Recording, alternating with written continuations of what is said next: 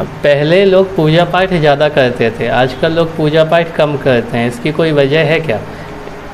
एक वजह इसकी ये भी है कि इसमें कॉम्प्लिकेशन बहुत आ गए।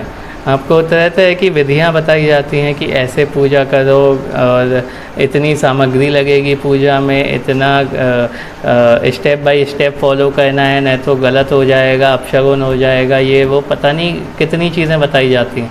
तो कई बार तो लोग पूजा शुरू करने से पहले ही डर जाते हैं, और अगर पूजा शुरू करते भी हैं तो डर डर के पूजा करते हैं कि ये गलत ना हो जाए, वो गलत ना हो जाए। आपने देखा होगा यूट्यूब पे, गूगल पे या फिर कहीं भी कोई अगर आपको कुछ एडवाइस भी दे रहा है तो कितनी सारी चीज़ें बता दी जाती हैं भगवान के नाम पे।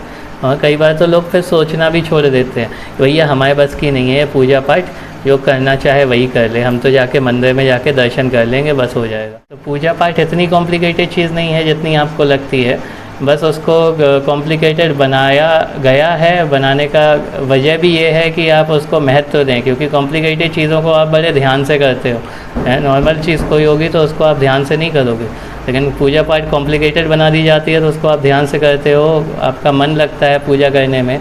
अगर सीधे सीधे कोई कहते कि ऐसे कर दो ऐसे कर दो तो आपको लगेगा ही नहीं कि पूजा हो रही है। लेकिन इसका मतलब ये नहीं है कि कॉम्प्लिकेटेड ही है, कॉम्प्लिकेटेड बिल्कुल नहीं है। आप अपने मन से, अपनी इच्छा से जैसे चाहे वैसे पूजा कर सकते हो। कोई बंदा, कोई यूट्यूब वाला, कोई गूगल वाला, कोई धर्म ग्रंथ या कुछ भी आपको ये नहीं बता सकता कि ये मंत्र आपके लिए है। जो आपके अंदर से आता है वही आपके लिए गुरु मंत्र हो जाता है, वही मंत्र आपका, वही इष्ट आपका हो जाता है।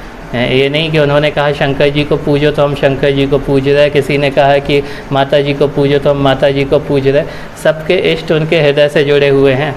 तो आप जिस कैटेगरी में पढ़ते हो, जो आपके अंदर से जिस देवता के प्रति ज़्यादा आकर्षण होता है वही देव आपका इष्ट होता है। तो किसी के चक्कर में ना पड़ें, किसी पद्धति के चक्कर में ना पड़ें। सारी पद्धतियाँ सही हैं, लेकिन इसका मतलब ये नहीं है कि वो ज़रूरी हैं। आप चाहो तो करो, आप चाहो तो ना करो। तुलसीदास जी इसमें लिखते हैं रामायण में कि जान आदि कभी नाम प्रतापो, भयो शुद्धि करी ओइटा जापू, सहस नाम सम सुनी शिव बानी, जपी जई पिय संग भवानी। तो ओइटा नाम जपते जपते एक डाकू भी वाल्मीकि ऋषि जैसा बन सकता है। तो वाल्मीकि जी की कथा तो आपको पता है कि पहले डाकू थे, कैसे नारद जी के ज्ञान की वजह से वो वाल्मीकि ऋषि बन गए। तो वो उनसे सीधा नाम नहीं जपा जाता था, वो राम राम कहने में उनको बड़ा अटपटा लगता था। तो नारद जी ने उनसे कहा तुम मरा मरा कहो, तो मरा मरा मरा मरा कहते कहते ही वो सिद्ध हो गए। तो भाव ज़रूरी है, शब्द ज़रूरी नहीं है।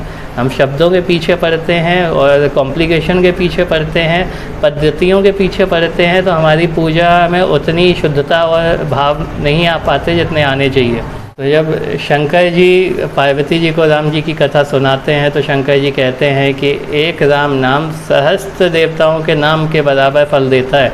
मतलब आप सहस्त्र मंत्र जप कर लो और एक बार राम बोल दो तो उतना फल आपको राम नाम बोलने से ही मिल जाएगा।